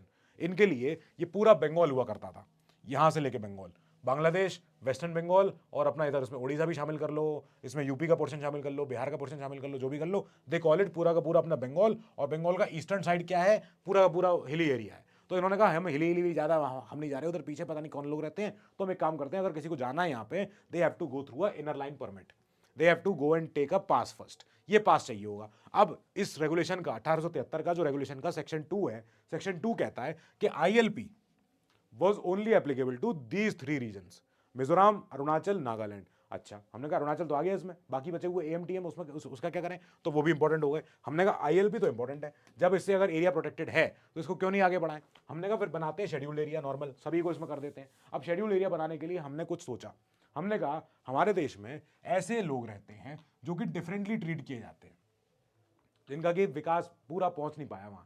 हमने कहा इस एरिया में रहते कौन है, एबोरिजिनल्स। एबोरिजिनल्स मतलब वहीं के निवासी, वहीं के रहने वाले लोग, who are socially and economically rather backward. अब स्पेशल एफर्ट्स होते हैं यहाँ पे ताकि आपका कल्चर, आपका प्रिजर्व, आपका सब कुछ रहे, आपका ही फॉरेस्ट पे अधिकार है, आप ही लोग जीते खाते आए हो, रहो आप ही रहो। रिस्पॉन्सिबिलिटी फॉर दीज एरियाज किसके पास है, सेंटर सरकार के पास ज्यादा है, मोर देन स्टेट सरकार। स्टेट सरकार यहाँ पे ज्यादा कुछ पीछे ही रहती है, हम नहीं जानते भैया, ठीक है। नाउ वेरियस फीचर्स क्या क्या होते हैं, जो अगर 5th शेड्यूल में कोई अगर एरिया डल गया तो वहां पे क्या होगा, उस अगर शेड्यूल एरिया को डिक्लेयर अगर हमने डिक्लेयर करना है, देन ओनली सेंटर, ओनली राष्ट्रपति is empowered to increase, decrease area, alter the boundary lines, alter the अपने डेजिग्नेशन, इसको डेजिग्नेशन दे दी किसी एरिया को या ले ली उससे, या make a fresh order for such area. इसके बाद में they will do it but only after formal consultation, formal बस नाम के लिए, consultation with the governor of the state concern. बात कर लेंगे इनसे, लेकिन ठीक है, हमने अगर करना है तो करना ही है, हम करेंगे। अब यहां पे power of state and centre कितनी चलती है, executive power of the state extends to scheduled areas therein, मतलब कि शेड्यूल्ड एरिया में जो हमारी जो स्टेट की पावर है वो चलती है कैसे। यहां पे गवर्नर साहब जो कि सेंटर के एजेंट हैं, जो कि सेंटर के हैं, तो गवर्नर साहब के पास यहां पे एक्स्ट्रा पावर ये है, गवर्नर साहब has to submit a report, किस चीज पे, regarding the administration of such areas to the राष्ट्रपति। राष्ट्रपति क्या करेंगे इसका, सेंटर ये रिपोर्ट पढ़ने के बाद डायरेक्शन देगा इन स्टेट्स को कि what the hell are you doing, आप उन एरियाज को परेशान क्यों कर रहे हो, आप उन एरियाज से दूर रहो, आप उन एरियाज को मत टच करो, वो जैसे वहां पे लोग रह रहे हैं उनको रहने दो। तो वो लोग जब जो रहते हैं वहां पे जैसे भी रहते हैं, they make a tribe advisory council, अपने आप से बनाते हैं। यहाँ पे हर स्टेट में जो भी 5th शेड्यूल में शेड्यूल्ड एरिया के अंदर जो भी है, तो हर स्टेट की जिम्मेदारी है, चाहे वो अपना पिंक वाले कोई से भी हो, कि आपको क्या करना है, each state having scheduled area, अगर आपके यहाँ है पिंक वाला 5th शेड्यूल, तो आपको क्या बनाना पड़ेगा, आपको अपने यहाँ पे एक ट्राइब एडवाइजरी काउंसिल बनाना पड़ेगा। इस काउंसिल में क्या लोग होंगे? इस काउंसिल में वो लोग होंगे जो शेड्यूल ट्राइब की वेलफेयर की बात करें, एडवांसमेंट की बात करें, ठीक है। ऐसे में 20 मेंबर होंगे इसमें, 20 मेंबर में से 3/4 होने चाहिए जो उस जगह से आ रहे हो, of whom are to be representatives of schedule tribes in the state की विधानसभा, ठीक है। स्टेट की विधानसभा में है ये लोग। नाउ इसके अलावा similar council can also be establish in a state जहां पे कि क्या है, शेड्यूल्ड अपने ट्राइब है लेकिन बट नॉट शेड्यूल्ड एरिया है, इफ द प्रेसिडेंट सो डिसायर्स। राष्ट्रपति का मन करे तो राष्ट्रपति ये बता सकते हैं भाई यहाँ पे शेड्यूल्ड एरिया तो नहीं है लेकिन शेड्यूल्ड ट्राइब हमें दिखती ज्यादा है।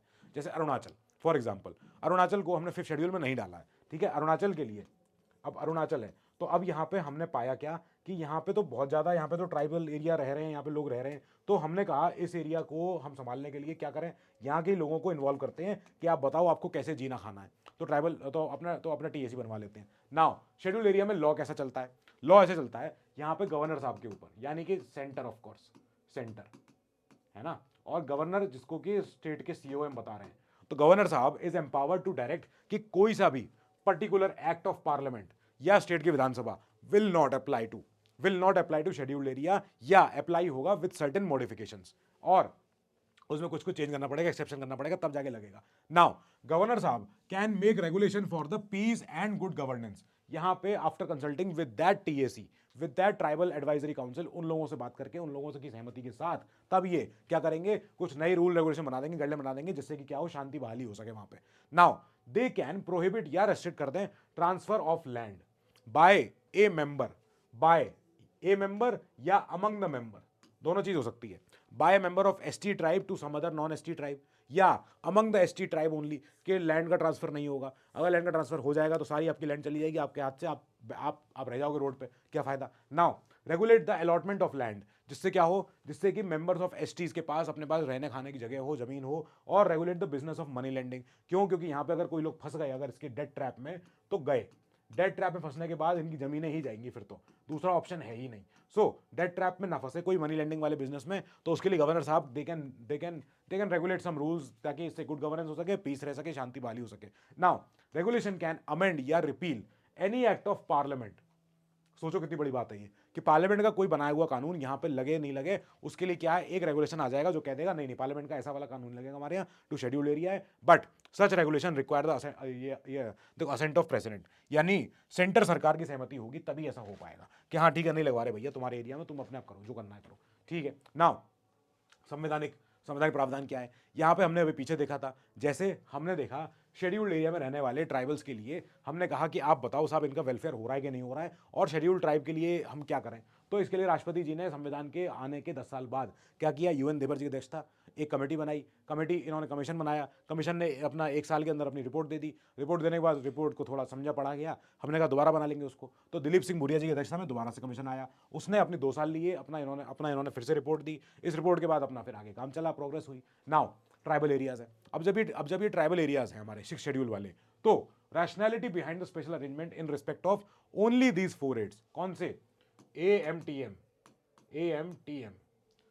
आसाम, मेघालय, त्रिपुरा, मणिपुर, तो जब ये 4 स्टेट्स जो कि हमारे 6th शेड्यूल में आते हैं, 6th शेड्यूल, तो इन एरियाज में क्योंकि ये लोग ऐसे रह रहे हैं जो जाने कब से यहाँ रह रहे हैं, हमें पता भी नहीं है। So tribes in Assam, Meghalaya, Tripura, Mizoram, they have not assimilated much the life, उन्होंने अभी ज़्यादा इंडिया का जीवन उनके अंदर नहीं आया है, और वहाँ पे अभी जो लोग हैं वो अभी भी थोड़े से वेज उनके थोड़े पुराने ही हैं। हम ज़्यादा यहाँ पे जो एरियाज़ हैं, ये areas are anthropological specimens of these tribes, कि अगर आप जाओगे यहाँ पे आप कितनी दफ़े पाओगे कि यार कितना इंपॉर्टेंट एरिया रहे हैं ये, और यार कितना मतलब यहाँ पे देखो पुराना इतिहास रहा है इन लोगों का, जाने कब से रह रहे हैं लोग, ठीक है। तो हमने कहा ये जो ट्राइबल पीपल है in other parts of India, they have more और लेस अडॉप्टेड द कल्चर, इनका कल्चर है, इनका देखो बाकी एरिया में आप देखो कहीं भी जाओगे आप, अगर कोई और भी जैसे अपने देखो महाराष्ट्र के, गुजरात के, अगर आप ट्राइबल एरियाज में जाओ, MP के ट्राइबल एरियाज में जाओ, तो लोग वहाँ पे जी खा रहे हैं, मोबाइल फ़ोन चला रहे हैं, अपना काम वाम कर रहे हैं, स्कूल भी बन गए, हॉस्पिटल बन गए, सब कुछ हो गया, लेकिन इन एरियाज़ में यहाँ ज़्यादा अभी नहीं हो पाया काम। तो हमने कहा लो क्या करें, अब हमने कहा जो हमारे 6th शेड्यूल में जो हमारे AMTM स्टेट्स हैं, इनमें tribal areas in the 4 state of AMTM, they have been constituted as autonomous district council. हमने कहा यार इन एरियाज को मत ही छोड़ो, इनको मत इनको छुओ। हमने कहा आप क्या करो, आप अपने आप से चलाओ उसको, आपका नाम ऑटोनोमस है। ऑटोनोमस मतलब ये नहीं है कि आप बोल दो खुद को सॉवरेन, नहीं सॉवरेन नहीं हो, आपके ऊपर हमारे स्टेट की अथॉरिटी का एग्जीक्यूटिव कंट्रोल है, यस, लेकिन we will not disturb you. आप ऑटोनॉमस हो, अपने हिसाब से अपने आप अपने तरीके से ऑर्गेनाइज रीऑर्गेनाइज करो अपने आप को, जो करना है आपको करना है कर लो। हम गवर्नर साहब दूर से बैठ के हम आपको बस बता देंगे, अच्छा ठीक है आपका एरिया इतना एडीसी हो गया, आपका इतना एडीसी हो गया, आपका इतना एडीसी हो गया। ये एडीसी क्या है? ये है ऑटोनॉमस डिस्ट्रिक्ट काउंसिल। अभी देखते हैं आगे, वही चीज़ अभी आगे है। सो हम क्या कर रहे हैं, जैसे ये है नॉर्थ ईस्ट का एएमटीएम जो रीजन हमने कहा था, तो अब जो आसाम का रीजन है बोडोलैंड ऊपर का, अच्छा मेघालय का तो ऑलमोस्ट पूरा मेघालय ही इसी में है। गारो हिल, खासी हिल, जैंतिया हिल, ये 3 एडीसी बन गए। इसके बाद मणिपुर में अपना ये इनका अपना चाकमा एडीसी, लाई एडीसी, मारा एडीसी ये बन गए। फिर हमारा अपना इसका त्रिपुरा का TAADC ये बन गया। फिर नॉर्थ का 4 हिल्स बन गए अपने आसाम में। फिर कार्बी आंगलोंग बन गया अपना। तो ये क्या है? ये एडीसी है, यानी कि यहाँ पे ट्राइब रहती हैं ऑटोनोमस। ये देखो हमने इसको बना दिया। हमने गवर्नर साहब ने बोला कि यार आप ये डिस्ट्रिक्ट आपका है, बनाओ, इसमें आप लोग रहो, इसमें 30 लोग रहोगे आप। 4 are nominated by the governor, बाकी सबके सब जितने होंगे 26 आप अपनी ट्राइब से चुन के रखो। बताओ कौन कौन है आपके सबसे बड़े लोग, ठीक है? हम जो भी आप होंगे आपको बना देंगे हमको, और आप रहना यहाँ पे 5 साल के लिए। अगर काउंसिल अपना काम कर रहा है तो काउंसिल को हम टच नहीं करेंगे, कोई दिक्कत नहीं है। Each autonomous region also has a separate regional council also. तो अब क्योंकि देखो, अब जैसे ये एरिया है, तो इस एरिया को हम बोलेंगे त्रिपुरा का अपना TADC है, ये अपना ये जो जो इनका अपना, ठीक है, वो सारे अपने नाम लिखे हुए हैं, त्रिपुरा ट्राइबल एरिया डिस्ट्रिक्ट, ठीक है। तो इनका अपना रीजनल डिस्ट्रिक्ट भी होगा, कुछ और अपने छोटे रीजन के लिए, कोई एक पहाड़ी के लिए, 2 पहाड़ी के लिए, कोई एक वादी वैली के लिए। तो हमने कहा बना के रखो अपना, कोई बात नहीं, we will not touch it, we will not come in contact, ठीक है। नाउ हमने कहा कि करना जरूरी है, क्यों? डिस्ट्रिक्ट और रीजनल काउंसिल ये क्या करेंगे, ये अपने अंडर ज्यूरिसडिक्शन में अपना जितना भी इनका रीजन होगा, एरिया होगा, ये करेंगे उसको प्रोटेक्ट, ये करेंगे उसको administer. Now they can make laws on topics like, जैसे सबसे important land, forest, canal water, shifting irrigation, अपना शिफ्टिंग कल्टीवेचर, अपना अपना देखो जो जो इनके गांव में जो एडमिनिस्ट्रेशन होता है वो, प्रॉपर्टी का इनहेरिटेंस हो गया, मैरिज हो गया, डिवोर्स हो गया, सोशल कस्टम हो गया, इनके around ADC can keep on functioning, अपने आप तय करता रहेगा। पर ये सारे के सारे लॉ जो होंगे ये स्टेट के हेड से पास होने चाहिए। आप बना लो कानून जैसे आपको चाहिए, जैसे आपको लोकल आपकी ट्राइब रहती है, ये रहो, कोई दिक्कत नहीं है, पर हमें दिखा दो आप क्या कर रहे हो। हमें अगर पसंद नहीं आएगा we will tell you modification, ठीक है। Now district and regional council within their territorial jurisdiction क्या कर सकते हैं? कैन कॉन्स्टिट्यूट विलेज काउंसिल, मतलब village panchayat type, village council या court for trials of suits and cases, जो लोगों के बीच में लड़ाई चल रही है, ये एक अपील सुनेंगे from them. Now jurisdiction of high courts over these suits and cases specified by the governor, कि गवर्नर साहब अगर तय करें तब जाके गुवाहाटी हाई कोर्ट सुने तो ठीक है, नहीं तो भैया फिर मत इन्वॉल्व होना, अपने आप करने दो इन्हें। नाउ इसके बाद district council can establish, construct या manage primary schools, dispensaries, markets, ferries, ये सारी चीजें बनेंगी इनके यहाँ पे। और ये देखो बनाने से ये लोग क्या कर रहे हैं, ये अपने एरिया के लोग अपने आप से रह रहे हैं, जो अपने जीते खाते आए हैं, उन्हें कोई टच नहीं कर रहा है, अपने बनाओ, अपना खुश रहो। It can also make regulation for control of money lending. जो प्रॉब्लम हम देखते हैं ट्राइबल एरियाज में हुई बहुत ज़्यादा, वो क्या, डेट ट्रैप, कि इनकी ज़मीन हड़पने के लिए लोग तैयार रहते थे कि इंपॉर्टेंट एरिया है, अच्छा एरिया है, यहाँ बना लेंगे रिजॉर्ट, या बना देंगे अपना फ्लैट, पूरा मॉल बना देंगे यहाँ पे। तो हम कहते हैं कि उस जगह को रोकना, उस चीज़ को हमें रोकना है। नाउ गवर्नर साहब की असेंट सबसे इंपॉर्टेंट है यहाँ पे, कि आप बना लो कानून, बट लेकिन just tell us how you are making it and what are you making it. Now हमने कहा डिस्ट्रिक्ट रीजनल काउंसिल जो हैं, आप एम्पावर्ड हो क्या करने के लिए, टू असेस एंड कलेक्ट ऐसा लैंड रेवेन्यू जिससे कि आप अपने हिसाब से अपने टैक्स वैक्स लगा सको। अपने आपको अगर सड़कें बनानी है, पुल बनाना है, कोई फिशरी, कोई मार्केट कुछ बनाना है, तो how will you do it? पैसा चाहिए होगा उसके लिए, या तो हर बार आओगे पैसे मांगने। तो अगर पैसे नहीं मांगने, खुद से अपने आप करना है generate, then also you can do it. So कोई पार्लियामेंट के अपने एक्ट, स्टेट की विधानसभाओं के अपने एक्ट 6 शेड्यूल एरिया में, they do not apply to ADC, autonomous district council and autonomous regions, या अप्लाई होते हैं विद सम मॉडिफिकेशन या एक्सेप्शन। अच्छा, गवर्नर साहब क्या करें? He can appoint a commission. Commission किस चीज के लिए? टू एग्जामिन एंड रिपोर्ट कि हमारे जितने भी एडीसी हैं, जो लोग हैं, इनका एडमिनिस्ट्रेशन कैसा चल रहा है, ये लोग खुश हैं कि नहीं, ये लोग अपने आप से, लोग इन्हें बताएं तकलीफ क्या चल रही है, और एडीसी की रिपोर्ट आएगी, रिपोर्ट बनेगी। ही मे डिसॉल्व जो भी अपना council on the recommendation of उस कमीशन की रिकमेंडेशन पे, ठीक है। अगर इस कमीशन ने रिपोर्ट दी कि नहीं साहब जो एडीसी है वो अच्छा काम नहीं कर रहा है, अपनी मनमानी कर रहा है, ट्राइबल सभी परेशान है, देन गवर्नर साहब कैन डिसॉल्व इट। और वो बोलेंगे ट्राइब से दोबारा कि आप लोग अपने 26 फिर से चुनो, मैं 4 अपने फिर से चुनूंगा, और हम लोग फिर बैठ के 30 ये अपना बनाएंगे, then we will sit and talk. तो ये भी हो सकता है पॉसिबल, ठीक है। ओके, ये हुआ है। हमने कहा ये क्या क्या है, ये हमारे वो आर्टिकल हैं जो हमारे इन एरियाज के लिए हैं। शेड्यूल्ड एरिया, ट्राइबल एरिया के लिए एक आर्टिकल नंबर 244 244 ए में क्या बोला जाता है? Formation of autonomous state comprising certain tribal areas in Assam and creation of local legislature या काउंसिल ऑफ मिनिस्टर्स और बोथ देयरफोर। नाउ 339 कहता है control of the union over the administration of scheduled areas and the welfare of scheduled अपने tribes. ठीक है, तो ये थे हमारे क्या जो हमारा शेड्यूल्ड और ट्राइबल एरियाज इसके लिए। नाउ लेट्स कम टू वो वाली टेरिटरीज जो सेंटर की अपने आप से रहती है, सेंटर के पास रहती है। सो देख लेते हैं एक बार वो क्या चल रही है वहां पे हमारे पास देश में। आज देश में क्या हाल है? देश में हाल ये है कि यूटीज कुछ बनी होती हैं। तो यूटीज हमारी ये सब हैं, इतने इतने समय पे इतने इतने ईयर में बनी है। क्या क्या? अंडमान निकोबार बनी 1956 में, फिर दिल्ली 1956 में, फिर पुडुचेरी, फिर अपना चंडीगढ़, जम्मू कश्मीर अभी लेटेस्ट बनी हमारी। फिर हमारे इनको तो हमने मिक्स कर दिया।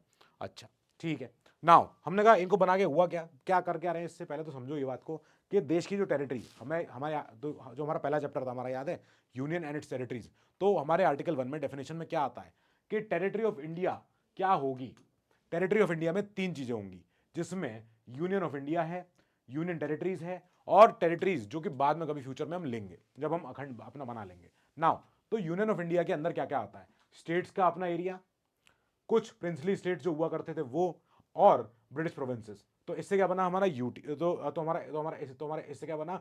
ऑलमोस्ट पूरा इंडिया। लेकिन तब भी कुछ कुछ यूटी, कुछ कुछ ऐसे पोर्शन, कुछ कुछ ऐसे रीजन बच रहे थे जो समझ में नहीं आ रहा था कि इसको किस स्टेट को दें, क्या करें, इसका कहां लेके जाएं इसको। तो ऐसे कुछ पोर्शन को, ऐसे कुछ लैंड को हमने कहा एक काम करो, सेंटर संभाला रहेगा इसको।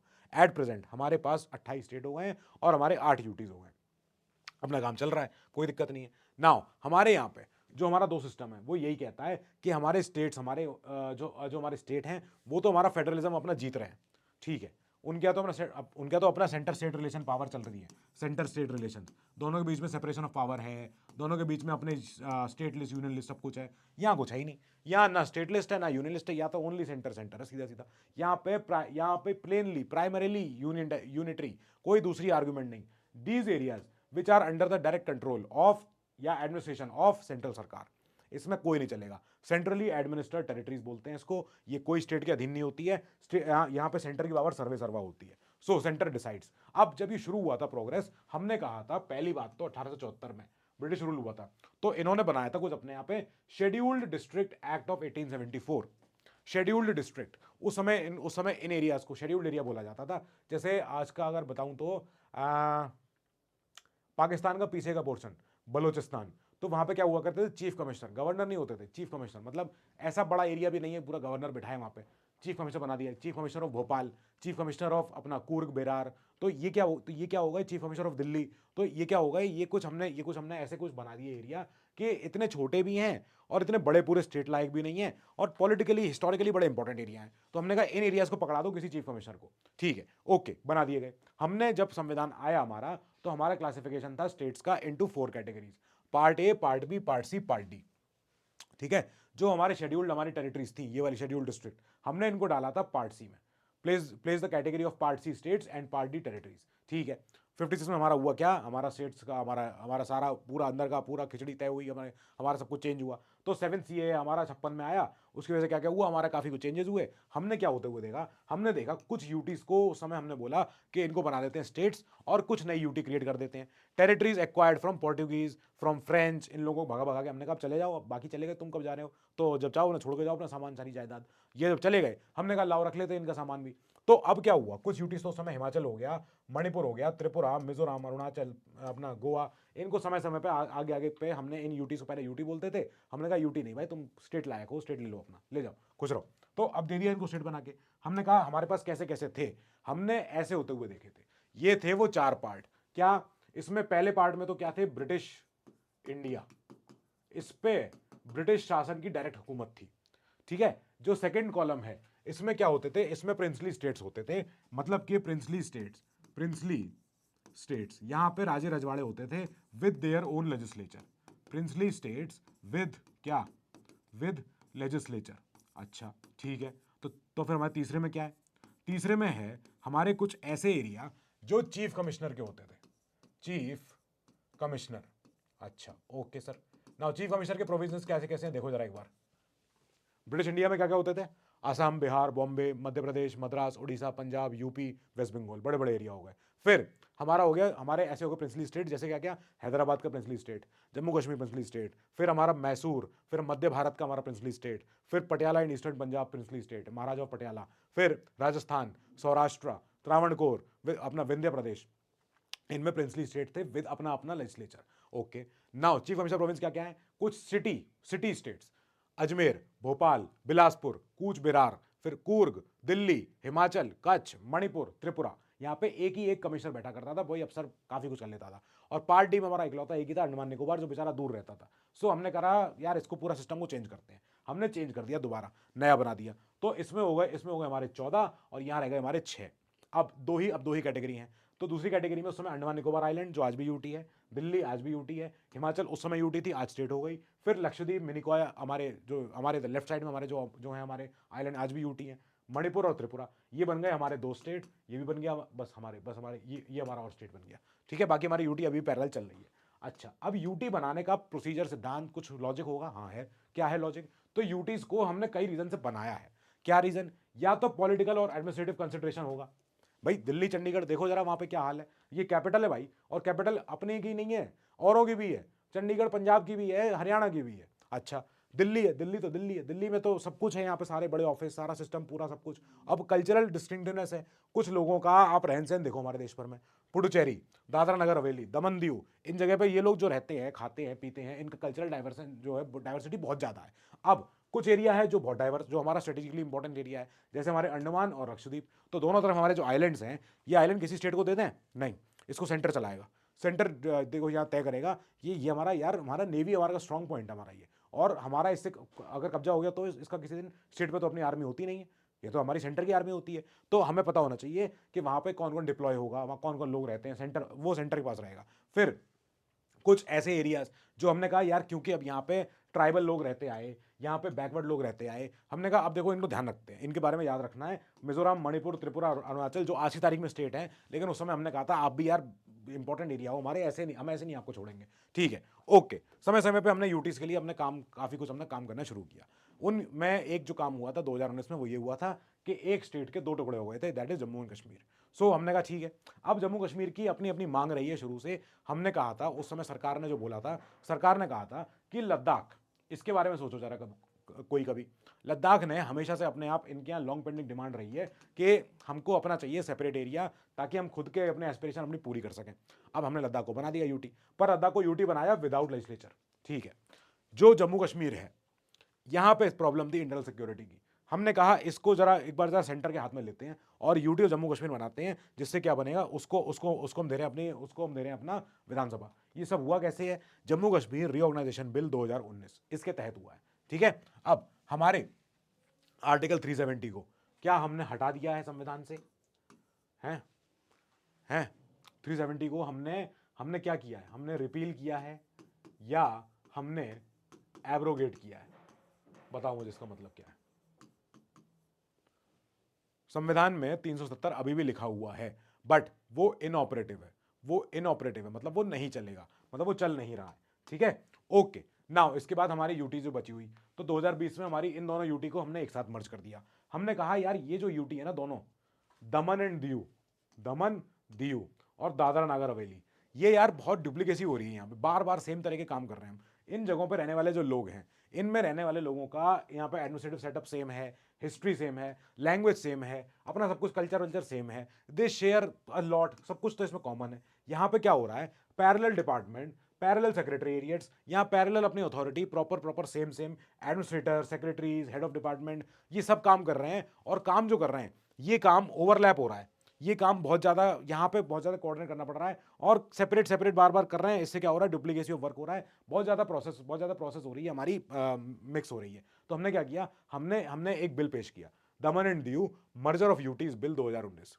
ठीक है, ये हमने बिल पेश किया। इस बिल से हमने क्या किया? इन दोनों यूटीज को मिक्स कर दिया, एक ही, अब ये एक ही यूटी है, उसको हम क्या कहते हैं? दमन एंड दीव एंड दादरा नगर हवेली, बस। अब हैविंग 2 सेपरेट कॉन्स्टिट्यूशनल और एडमिनिस्ट्रेटिव एंटिटीज जब दोनों तरफ हैं, उससे क्या हो रहा है? Lot of duplicacy, inefficiency and wasteful expenditure. हमने कहा रोको इसे, बहुत हो गया ये। नाउ दिस ऑल्सो कॉजेज क्या? Unnecessary financial burden of the सरकार, ऑन द सरकार।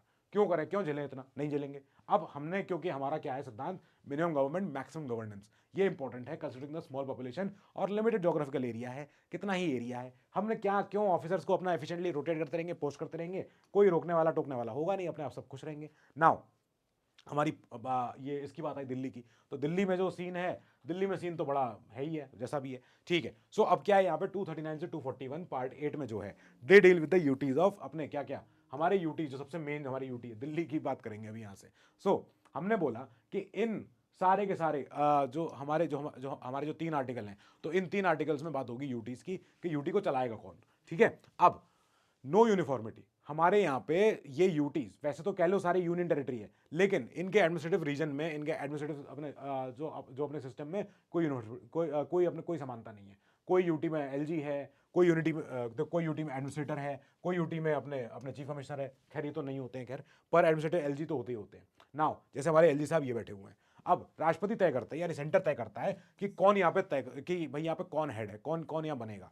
जैसे एलजी कहाँ कहाँ होते हैं हमारे, दिल्ली, पुदुचेरी, अंडमान निकोबार, जम्मू कश्मीर और लद्दाख, इन जगहों पे, ठीक है। और हमारे जो हमारे एडमिनिस्ट्रेटर होते हैं वो कहाँ बैठते हैं, वो चंडीगढ़ में बैठते हैं, दादरा नगर हवेली और दमन एंड दीव और लद्दाख, ये इसमें लक्षद्वीप में बैठते हैं। तो इन 3 जगहों पे क्या बैठते हैं हमारे एडमिनिस्ट्रेटर, बाकी जगहों पे क्या बैठते हैं हमारे एलजी साहब। हमारे यहाँ चीफ कमिश्नर अब नहीं बैठता कहीं पे, ठीक है। ये कौन होते हैं, ये सब के सब लोग होते हैं agent of president and not head of state. State के हेड नहीं है जैसे गवर्नर साहब हुआ करते हैं, ये प्रॉपर सेंटर के पर्सन है, ये प्रॉपर सेंटर के आदमी हैं, बस ये है तो है, इसमें कोई दो राय नहीं होगा। For example let's come to अपने इनको हमने कैसे कैसे सेटअप किया है। So power of parliament also extends to Puducherry, Delhi, Jammu Kashmir, यहां पे जिनके पास अपना अपना लोकल विधानसभा है, होने दो, फर्क नहीं पड़ता। Legislative power of parliament for the UTs on subject of state list, यहां पार्लियामेंट ही चलती है, रिमेन अनअफेक्टेड, पार्लियामेंट की चलेगी, पार्लियामेंट तय करेगी, स्टेट लिस्ट की हमसे बात मत करना। यहां पे भले ही आपके विधानसभा है, सब कुछ है, लेकिन यूनियन लिस्ट, दैट्स इट। यहां पे इवन आफ्टर एस्टैब्लिशिंग लोकल अपने विधानसभा होती रहे, गुड, अच्छी बात है, लेकिन नहीं। President can make regulation for piece, progress and good government of हमारे अंडमान निकोबार, लक्षद्वीप, दादरा, दमन एंड दीव, लद्दाख, इन जगहों के लिए। पुडुचेरी का हाल क्या है, Puducherry only when the assembly suspended, यहां पे या असेंबली जो है डिसॉल्व हो गई है, उस समय पे पार्लियामेंट अपना काम करेगी। And parliament can make laws on any subject of the 3 list including state list. State list आप कह लो फेडरलिज्म कुछ मतलब नहीं है यूटीज के अंदर।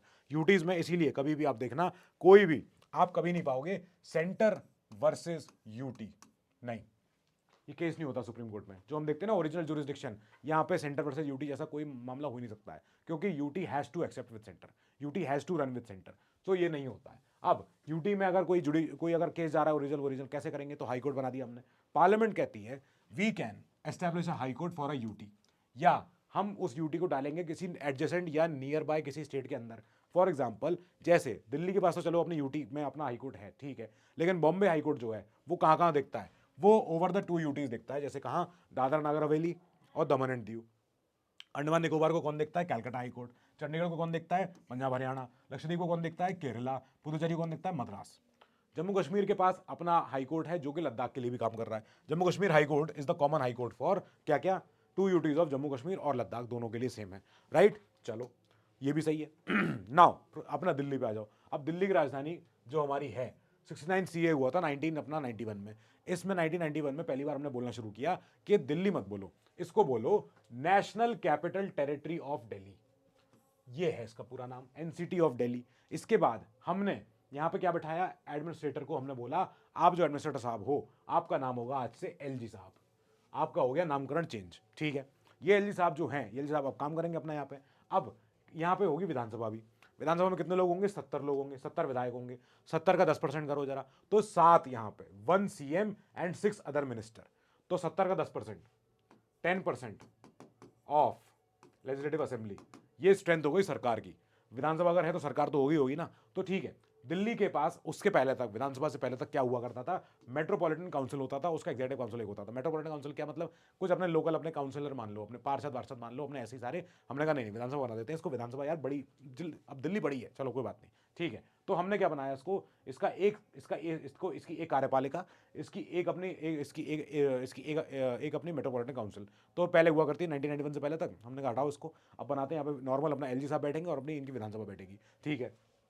अब इलेक्शन कौन करवाएगा यहाँ पे? ईसीआई, ये करवाएंगे, इनका काम है ये, इनका योगदान है ये, ठीक है। इसके बाद काउंसिल ऑफ मिनिस्टर्स होंगे, इसमें कितने होंगे? 10% की अपनी स्ट्रेंथ होगी, 70 के 10%, दैट इज 7, 1 सीएम होने चाहिए प्लस 6 अपने सीएम, नहीं सॉरी बाकी मिनिस्टर हो सकते हैं। सो 10% से ऊपर क्रॉस नहीं हो सकता है। नाउ ये टसल अपनी होती रहती है, तो अब ये तो चलेगा ही चलेगा।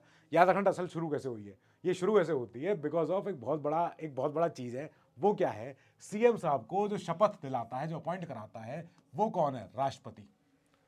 क्योंकि सेंटर के द्वारा अपॉइंटेड है, सेंटर की यूटी है, ठीक है। यूटी सेंटर की पहले है, बाद में स्टेट की विधानसभा आती है। Chief minister is appointed by president, not by governor, not by LG साहब। Other ministers they are appointed by the president also on the advice of CM. Only CM, only यहाँ पे राष्ट्रपति की अपनी चलती है।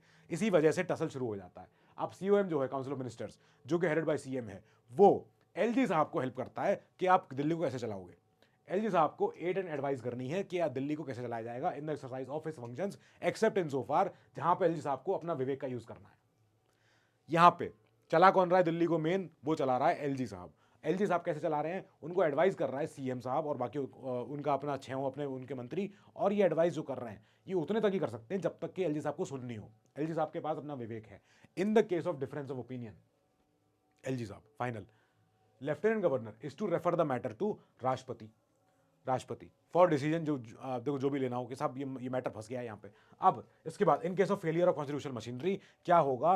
राष्ट्रपति can impose rule in this territory, और अपना बता देंगे वो। ये केस सेम होगा जैसे हमारा हमने आर्टिकल 356 देखा हुआ है। 356 में क्या होता है? राष्ट्रपति शासन लगता है और सब स्टेट की जो अपनी सरकार होती है उनको तो हटाया जाता है। नाउ इसके बाद एलजी साहब के पास अपनी ऑर्डिनेंस मेकिंग पावर है अध्यादेश लाने की। सो अध्यादेश के लिए empower to promulgate ordinances during recess of assembly. जब असेस मतलब not in session, not in session, तो जब सेशन में नहीं है विधानसभा, ऐसे केस में एलजी साहब क्या करते हैं? अपने आप से अध्यादेश पारित करते हैं जिसकी फोर्स वैसी होती है जैसे असेंबली का कोई एक्ट आया हो। एवरी सच ऑर्डिनेंस, इसको अप्रूव करना पड़ेगा असेंबली के द्वारा 6 वीक्स के अंदर। आते ही आते 1.5 महीने के अंदर इसको पारित करना पड़ेगा। अगर ये पारित नहीं हुआ तो ये मारा जाएगा। अब कैन विड्रॉ एन ऑर्डिनेंस, उसके पहले भी कर सकते हैं ये, ठीक है। No such ordinance can be promulgated या withdrawn without the prior permission of the president. राष्ट्रपति को पहले बताना पड़ेगा, सेंटर को बताना पड़ेगा कि साहब ऐसा ऐसा समय आ गया था और अब छुट्टी हुई थी, तो भैया अब क्या करें? जब छुट्टी थी, ये विधानसभा नहीं थी काम कर रही थी, तो इसलिए हमने किया है। Now can not promulgate an ordinance when the assembly या तो डिसॉल्व हो गई हो या सस्पेंड हो गई हो। ठीक है भैया, ओके। रिसेस का समय था, बस खाली छुट्टी थी, नॉट इन सेशन। इस समय ऐसा मतलब नहीं है कि जब डिसॉल्व हो चुकी है और अपना सस्पेंडेड है तब जाके वो अपना बना डाले पीछे से ऑर्डिनेंस, नहीं तब नहीं हो सकता। ठीक है, ये टसल यहाँ चलती आई है। इस पूरी टसल को तो हम कब से देख रहे हैं? नजीब जंग जी के समय से देख रहे हैं। फिर अपने आगे हमारे वीके सक्सेना, ये हमारे अनिल बैजल जी आए थे, फिर अपने वीके सक्सेना जी आ गए, सब लोग हो गए इसमें। सो काफ़ी सारे यहाँ मैटर चले हैं, यहाँ पे खूब हुआ है। और ये टसल जो है काफ़ी लंबी, वीके सक्सेना जी भी हो गए, सब कुछ हो गए। और अब चलो खैर आगे टसल तो होती रहती, पॉलिटिक्स है ये तो। नाउ अब क्या होता है? यूटीज में एडवाइजरी कमेटी होती है। नाउ एडवाइजरी कमेटी क्या है? ये कहाँ से आई है? ये आई है government of India allocation of business rules 1961। तो अब क्या है, होम मिनिस्ट्री ने बोला था कि क्योंकि यूटीज पे ज़्यादा कुछ बोलने अपने विचार करने को कुछ है नहीं, तो अब क्या करें? अगर इनके लिए कानून, पैसा, बजट, सर्विसेज, अपॉइंटमेंट, इनके लिए, क्योंकि अब एलजी साहब ही और हमारे ये लोग एडमिनिस्ट्रेटर लोग ही जिम्मेदार हैं, ऐसे केस में जो 5 यूटीज हैं जहां पे विदाउट लेजिस्लेचर, कौन सी हमारी 5? ये अंडमान हो गई, हमारे देखो चंडीगढ़ हो गई, दमन एंड दीव हो गई, लक्षद्वीप हो गई, और अपना लद्दाख हो गया।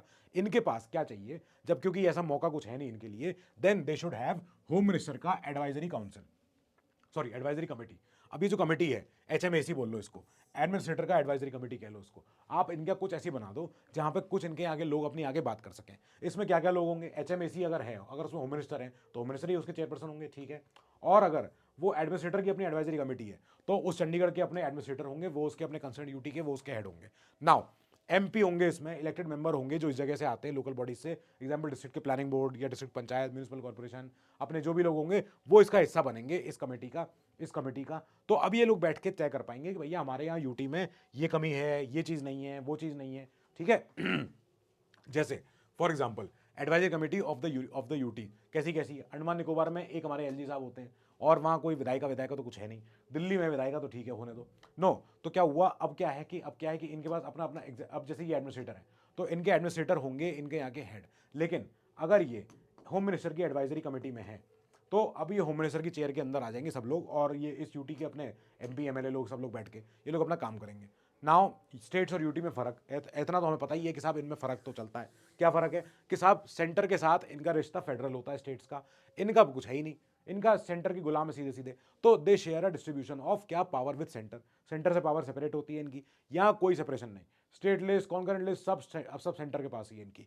दे have autonomy, they don't have autonomy, they have nothing as autonomy. There is uniformity यहाँ पे, कम से कम सेटअप में तो सेम ही है कि सीएम साहब होंगे, गवर्नर साहब होंगे, स्टेटों में सब में सेम सेम, ठीक है। यहाँ कोई चीज़ सेम नहीं है, किसी में एडमिनिस्ट्रेटर है, किसी में चीफ मिनिस्टर हुआ करते थे, किसी में हमारे एलजी साहब है। नाउ देयर तो इनके एग्जीक्यूटिव हेड कौन होते हैं, generally is known as governor. Generally क्या होते ही होते हैं, इधर नाम चेंज हो सकते हैं, एडमिनिस्ट्रेटर गवर्नर, यहाँ पे कुछ भी कह लो, एलजी कह लो। Governor is a constitutional head.